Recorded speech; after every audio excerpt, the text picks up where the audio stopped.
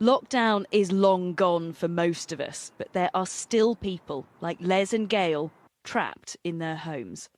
We barely go out. We can't go to the cinema or the theatre, or we can't go abroad. We can't be in places where there's lots of people. Gail had a kidney transplant, so she has a weakened immune system and the COVID vaccine doesn't work for her. In March, it will be entering our 4th year of shielding, and that's quite hard.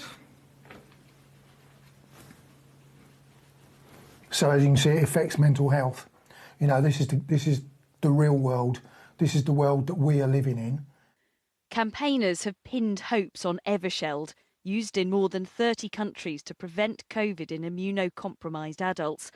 But they were dashed last week when NICE, the government body that recommends drugs for the NHS, said there was not enough evidence of its effectiveness against current variants.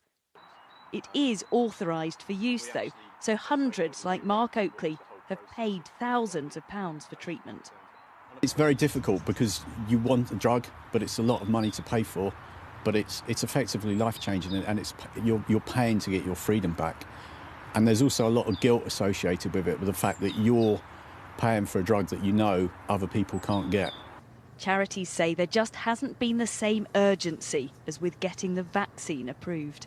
We think that both the process, the way in which the decision was made, and the opportunity to protect more people who really, really do need protection, and we know that now as we are entering to the 4th year of the pandemic, has not been made. That's been a missed opportunity. NICE said in a statement, the rapidly evolving nature of COVID-19 means we need to have a way of establishing the cost-effectiveness of existing medicines against current variants in an agile way. They're developing a new review process that will work faster. And while the government says immunocompromised patients are a priority for other treatments and free COVID tests, it's still not enough for people like Gail and Les, still living a life in limbo and feeling forgotten. Tessa Chapman, 5 News.